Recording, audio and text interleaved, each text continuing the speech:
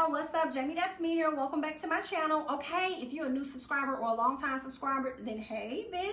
And if you're not a new subscriber or a long time subscriber, then you already know what to do. Go ahead and hit that subscription button. Okay, so let's get into Ready to Love. Okay, so y'all know this is the episode where the friends came in town. The friends of the ladies came in town. So we can see Brian and Alex first. She tells him that her friend, Tanisha is coming in town. She's going to be grilling him, so he might as well get ready. Okay? So Brian eventually meets Tanisha. Tanisha sits down with him, and she immediately goes into the questions that he answers. She asks him about kids. He says he has his daughter. He speaks on the love for his daughter, and he feels as though once he starts to love a woman the way he loves his child, then he knows she's the one. Okay, Brian. He is asked about cheating, but he doesn't answer the question directly. He skirts around it. I'm just like, He was saying something like he had already mentally checked out the relationship before he actually went on to cheat and all this other stuff. And I was with Tanisha. Tanisha was like, baby, keep it real. Let's be honest here, Brian. Let's just be honest about it, okay? It was a quick answer. You didn't have to take us around the world on a trip, all right? So Brian leaves. And Tanisha tells Alex, like, girl, I think you're just infatuated with this man. I don't know. I'm not trying to change your mind about him, but he's a bit shaky. I don't really know what else to tell you, but I think you need to ask some more questions because he may not be that dude. And I can appreciate the honesty that Tanisha gave to Alex. So Jay and Simone have a sit down, right? And he talks about her actions that took place in front of Joy. So Simone starts speaking on how she takes things in a negative way or whatever, in an effort to try and protect herself. And that moment helped her to realize that she has some more things that she needs to work on. And he tells her that he forgives her. But in his confessional, he's like, I forgive her. She's cool or whatever. But when it comes to me and my peace, I'm going to go ahead and move on. Because I ain't got time to deal with it. I'm going to keep it pushing. And I did not blame Jay for that at all. Like, yeah, she's already shown you what it is. Y'all have seen on this show a few times that she has some issues she need to work through. And if you ask me, I think Simone is going to be the next person to go. And after that, I think it's going to be Naya. Okay? It's going to be one of the two, but I definitely can see Simone getting up out of here sooner. Okay? So, but y'all, I mean, especially if they say two women got to go next week, it's probably going to be Simone and Naya. But if they turn around and say it's just one, they may just let go of Simone unless somebody else in the group is feeling her. Like, nobody has chosen the two. Okay, Edwin is starting to kind of like Naya, but she's not signed, sealed, delivered. Okay, he has been on Winter and he's been on Joy from the beginning. So Chris meets up with Naya and her cousin Kiki. All right, then she starts asking him questions about finances. One of the big questions she asked, how does he feel about bills or whatever? He said he feels like bills should be split. Like, he's talking about mortgage, certain utilities or whatever. And once he said mortgage should be split, immediately Naya got pissed. Like, nobody splitting no motherfucking mortgage and all this other stuff or whatever. And I'm like, oh girl, no ma'am. Then he speaks on her making more money than him. She make more money than me, so I already know, like, I ain't got no issue with letting her shine and this and that. And I'm like, wow, this is not going well at all. So after hearing his views on that, it made Naya reevaluate him a lot, because she's like, I'm trying to carry a child. After all the miscarriages that I did have, I'm trying to carry a child. And when I carry this child, I don't want to have to worry about anything else. You know what I'm saying? And whether or not, like, she's an older woman, so she may have to get in vitro or something. Not sure of her process of getting pregnant, but that may be costly. On top of, okay, just being able to be on bed rest so that you can bring this child into this world. You're not going to be able to work, so he's going to have to figure some things out and make sure the household is taken care of. That's a lot for her to think about, so she's like reevaluating his position. Naya asked him, how does he see himself as a husband? He said his role is to fill in where the gaps are. His role is to fill in where the gaps are in the relationship or whatever. Girl, he was giving so many wrong answers. Naya wants a man to be the head of the household, but Chris is coming off like he wants to play the back part of the household. Chris is feeling away. He's sad because he can tell that the dynamic between the two has completely changed when he answered those finance questions. Naya feels as though ain't nobody splitting no mortgage, okay? The mortgage, that's your job. And the bills, that's your job, okay? And then you have the cousin is like, nothing wrong with, evaluating finances or whatever. She's like, well, girl, I think that you're moving a bit too fast. And then Nia's like, no, I'm not. I'm trying to have a child. Period. Okay, so we need to see what's going on or whatever. Girl, it was hilarious now that I'm looking back at it, but in the moment it was terrible. I did not like Nia's response at all. I didn't like her response. I've never heard of the man being the one to pay the entire mortgage. I haven't heard of that, and it doesn't mean that it doesn't exist, but I see nothing wrong with y'all splitting those things, okay? And I just don't see anything, like, if he wants to take care of the whole mortgage, by God means, please take care of all of it, okay? And you want to take care of the bills, or you want me to take care of the bills here or there, okay? And we only got, what, electric, okay? Because I would want a house that's fully electric. You want me to pay electric, maybe a little water, a little $15 water bill here or there. You know what I'm saying? So it's like, that's fine. I don't understand her issue for him wanting, like, for having to have him pay this, that, and the other. Like, girl, I mean, I don't know. Y'all leave y'all thoughts below. Okay, I feel like she could be missing out on a really great person because they won't pay the mortgage or whatever. And it doesn't mean that they aren't going to. You just got to have those conversations, and I'll fast forward to when Chris had the conversation with Joy. Joy was like, you should ask her, what are your expectations? This is what I think, or this is what I'm used to thinking things should go, or how things should go, but what are your expectations? Letting her know pretty much that I can rise to the expectation of what you want. That can happen.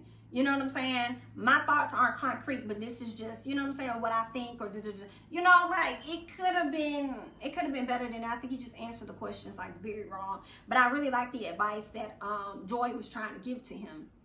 But I also feel like I think it was Simone. Joy definitely felt like things should be 50-50. I'm with Joy on that. Like, there's nothing wrong with he getting bills here or there and you getting this, or y'all splitting that, or whatever, because there are a lot of bills that goes into this, so I don't know if it's that both of y'all need to put a percentage into a joint account, and then that joint account is what takes care of everything else, okay? But then y'all still have monies that's separate. I'm not sure, whatever works for y'all household, but I definitely think these conversations should be brought up ahead of time. Now, I'm not sure of the advice that Simone was trying to give to Chris, but what I was capturing from it was, stop trying to make him say something different to go along with what Nia wants. No. Be honest. Don't say something to make her feel good or to make her happy. Just be honest about where you are.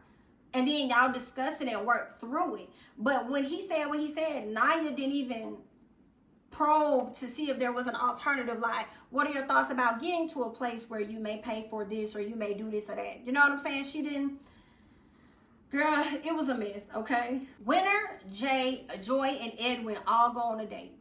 Okay, because they're about to meet Joy and Winner's friend. All of them are interested in each other, which is interesting.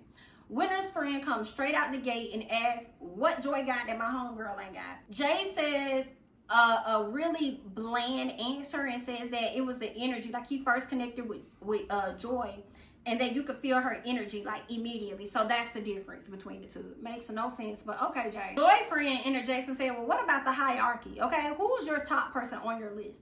Edwin said Winner, and Jay said Joy. They sit next to the people that's on the top of their list. Edwin speaks on his family dynamics and, his priorities in life. His mom is first, then his sisters. That's important to him. So Winner's friend is like, so are they the crazy type sisters? Like, nobody is ever good enough for my brother? And he's like, no, we all are in support of everybody's happiness. That's not what it is at all. Once they're done talking, Jay hurry up, gets off the table. But before he could leave the table, he done already spilled some drink on Miss Joy's dress. And I said, girl, this is not a good look, okay? But what we did learn is neither one of the friends were feeling Jay at all. They felt like he was salesy completely. Winner's friend was not feeling Edwin because she felt like his sisters and his mom would have too much control in the relationship. However, Joy's friend felt like Edwin was a better choice for her. Okay. So Nia goes and sit with Edwin, trying to make a connection. Okay, she tells him, which I don't think she should have, but she did. She tells him about the link up with Chris and her friend. And then ask him the same question, what are his thoughts about finances? Edwin says that he has to take care of everything. He believes that he has to take care of everything, but he is a firm believer in multiple streams of income. I do believe that what he's saying is, I don't mind taking care of a lot of things in the household, but we gonna also need your income. You're not gonna put all this extra weight on me, girl. Okay? Your income is a part of the multiple streams. But he also says, but you got to look at it and reevaluate and ask whether or not the man is in a position to take care of everything. Okay? I'm not saying it for Edwin and Naya, but Naya is, and she leans over and she kisses Edwin and he kisses her back. And he was a bit taken aback from it, and he was shocked because at one point she was all over Chris, and now she's over here trying to be all over him. You know, he understands, you know, the whole process or whatever, but I think that's going to be the very reason that's going to make Edwin probably fall back from Naya. I don't know. He may end up liking her, but seeing how she quickly turned on Chris may make him be like, do I want my woman to be like that? Flip on me just because she don't like something that I said instead of working with me? I don't know. Adriana links up with her friend, okay, and her friend meets Rashid. The friend is asking about his son, asking about, you know, is he ready for another marriage? What's going to be different? And Rashid is answering these questions like a good car salesman does, okay? Giving her and telling them everything that they would want to hear. Although I do believe there is some level of truth to the things Rashid was saying. I think he is a bit more mature. You know, his son is definitely his priority. He thinks going into his next relationship, he can communicate more. They can be very transparent. But the friend was loving Rashid. So once Rashid got up and he left, Adriana starts talking about Kalfani. Kudos to her mother and friend, because her friend told her truth. Her friend said, yeah, I'm hearing about Kalfani, but I'm hearing about his physical attributes.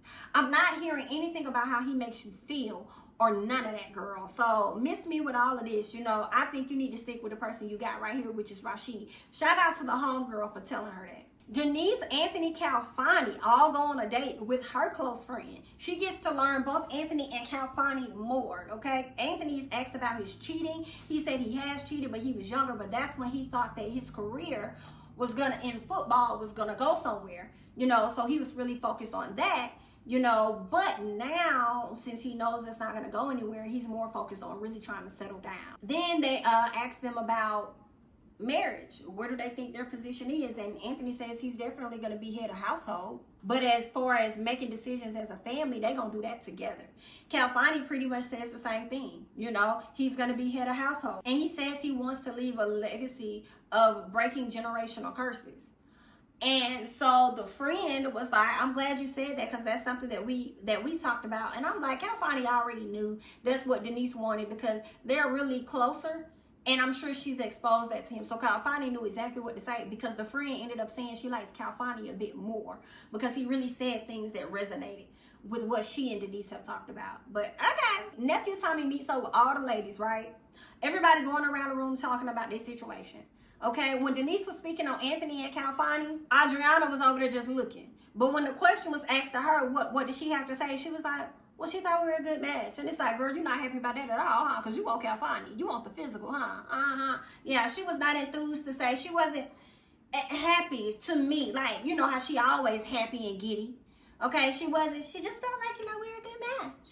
Okay, that was it. You ain't no elaboration or nothing, girl. Comical. Nephew Tommy tells Naya, girl, I know you was gung-ho about Chris at one point, right? She was like, I was never gung-ho about nobody. About nobody. I don't know that man. I was like, no, she did not.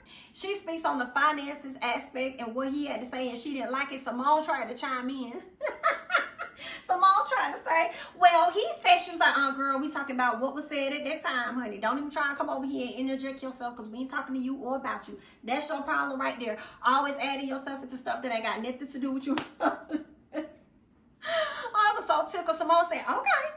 Yeah, be quiet, because ain't nobody talking to you, girl. Naya tells everybody she is now feeling Edwin, okay? So that's a bit interesting, okay? Now, when Alex speaks on Brian, she says that her friend was like, girl, I don't know about him. You know, it may be infatuation. I don't know if it's chemistry.